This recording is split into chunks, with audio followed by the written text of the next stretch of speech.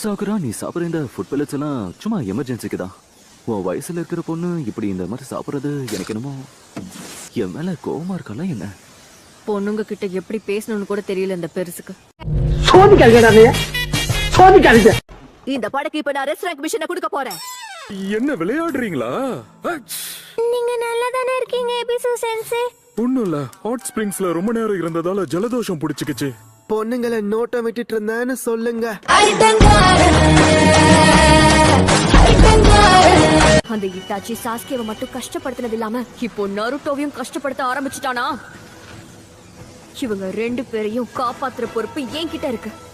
தம்பி காமெடி வேண்டாம், நான் சொல்லிட்டேன். நானு காமெடி பண்ணாதேன்னு சொல்லிருக்கேன் நானு. டீம் காய் எப்போ எல்லாத்துக்கும் தயாரா இருக்கும்.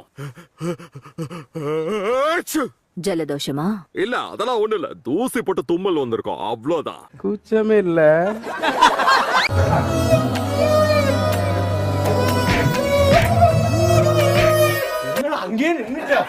மைட் காயா? அது யாரு? அவன் ஒரு எலீட் லீஃப் ஷினோபி, டாய்ஜுட்சுல பெரிய மாஸ்டர். அவனை குறைச்சி எடை போடக்கூடாது. பேரை கேட்ட உடனே சும்மா அதறது இல்ல. சான் ஷினோபிஸ் தான் காரவ காப்பாத்த போய் ஆகணும். என்ன மன்னிச்சுடு. அவங்க கூட நான் போக போறேன்.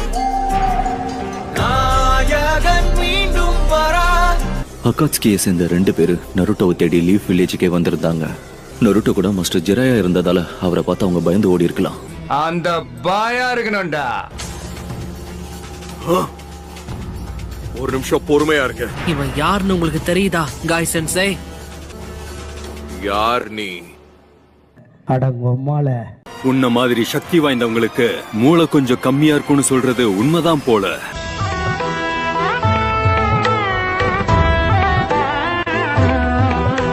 ஒரு வழியா ஞாபகம் வந்துருச்சுன்னு நினைக்கிறேன்.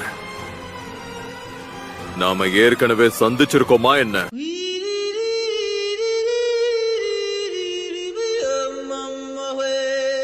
உன்னோட ஹேர் கட் மாதிரியே உன் ஞாபக சக்தி மோசமா இருக்கு.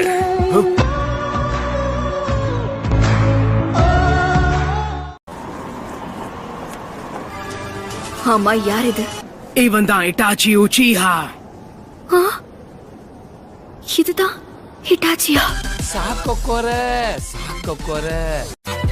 லைக் பட்டனை போடுடா, உன் கருத்தை கமெண்ட்ல சேருடா.